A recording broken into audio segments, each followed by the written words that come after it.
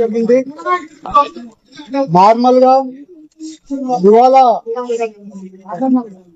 ఈ కేసు ఇంకా ఇన్వెస్టిగేషన్ లో ఉంది కాబట్టి నేను చాలా వరకు డీటెయిల్స్ చెప్పడానికి అవకాశం లేదు.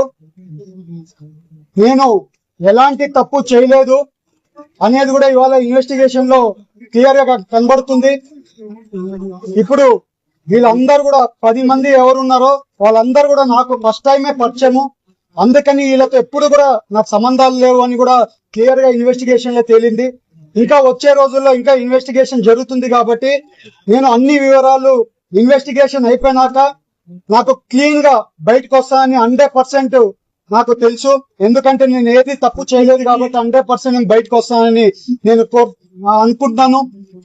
వచ్చినాక ప్రతి ఒక్క డీటెయిల్స్ మీకు మీడియాలో ప్రతి ఒక్క డీటెయిల్స్ మీ అందరికి తెలుపుతానని మీ అందరికి తెలుపుతూ, అలాగే ఏమన్నా కానీ కార్యక్రమాలు ఉంటాయి, గవర్నమెంట్ కార్యక్రమాలు ఉంటే పాల్గొంటాను. అలాగే మా కార్యకర్తలు ప్రజలు అందరు కూడా ఎవరైనా కలవాల్సిన వాళ్ళందరినీ కలుసుకుంటున్నాను.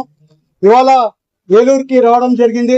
అందరు కూడా నన్ను ఆస్వాదించిన ప్రతి ఒక్కరిని, నన్ను తోడుగా ఉండే ప్రతి ఒక్కరిని, ఏలూరు ప్రజలు ప్రతి ఒక్కరు నాతో తోడుగా ఉన్నారు. అందరూ కూడా నేను తప్పు చేయను, వాళ్ళ ఎంపీ తప్పు చేయడం అనేది వాళ్ళందరికీ తెలుసు. నేను మళ్ళీ మీ అందరు మీడియా తరఫున మళ్ళీ చెప్పుకున్నా, ఎక్కడ కానీ తప్పు చేయలేదు. నేను బయటికి క్లీన్ గా వస్తానని మీ అందరికీ తెలుపుకుంటూ అందరికి కూడా నమస్కారాలు.